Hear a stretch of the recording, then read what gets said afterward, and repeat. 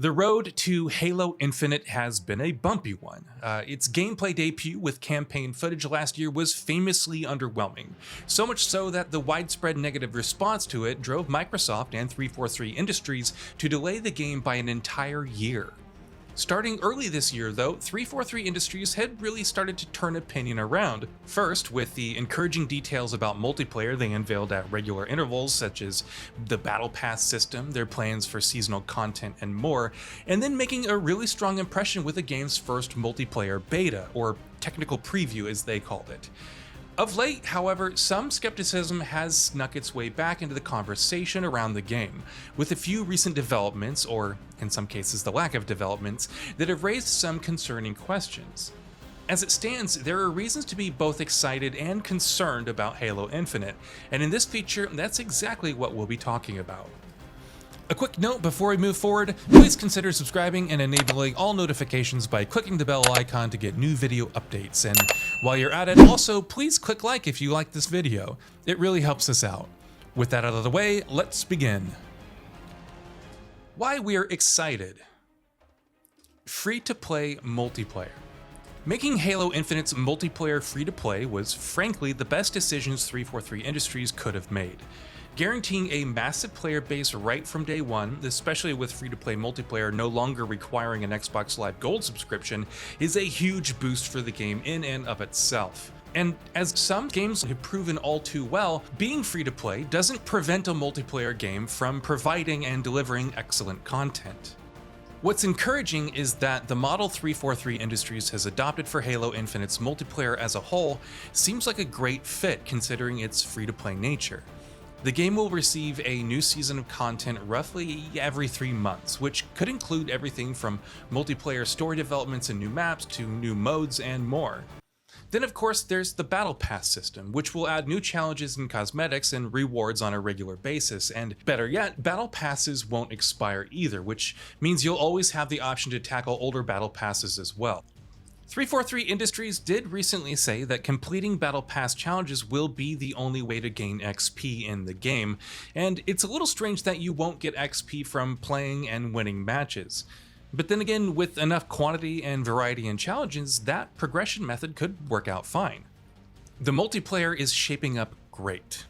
If there's one thing even Halo 4 and 5's biggest detractors will agree with, it's that when it comes to gameplay, 343 Industries has generally had a great track record.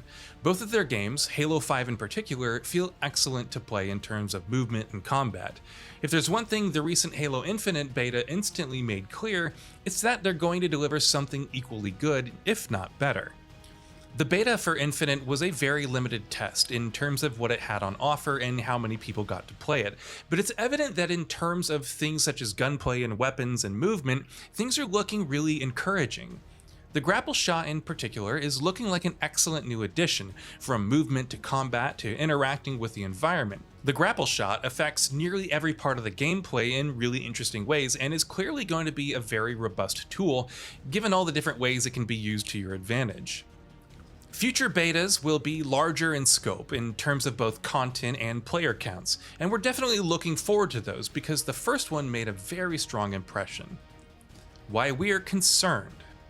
No campaign co-op and Forge at launch. Okay, here's the thing.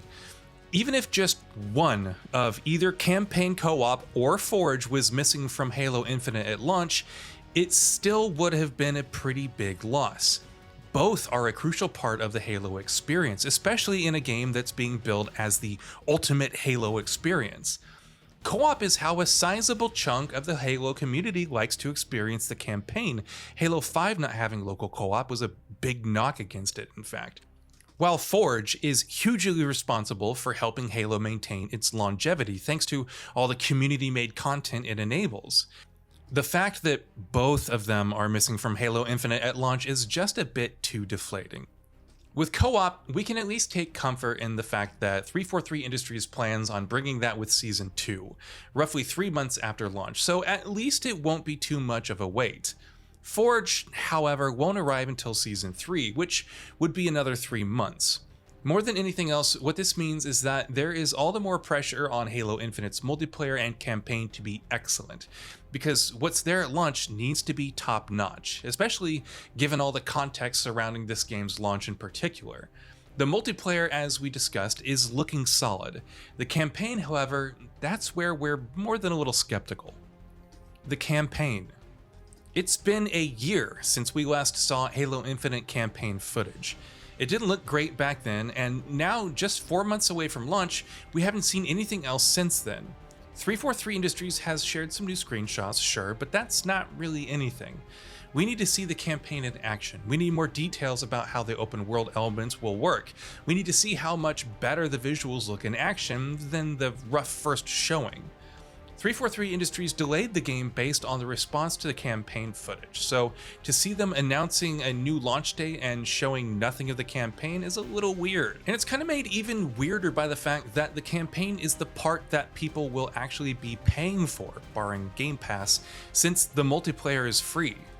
And it's not like 343 has a great track record with Halo campaigns. Halo 4 and 5 both have significant issues where their campaigns are concerned, which means Infinite has a lot to live up to, and even more to make up for.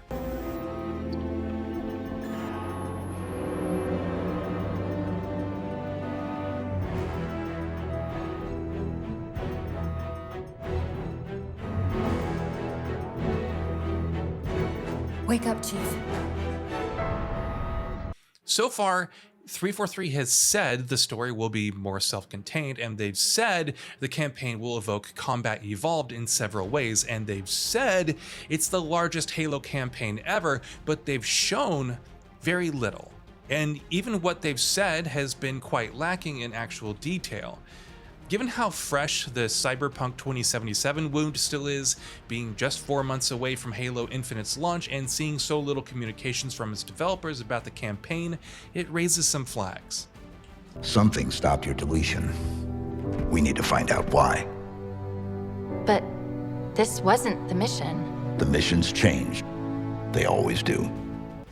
Post-launch cadence. This honestly is a concern with any major multiplayer game that adopts a live service model and promises regular console updates.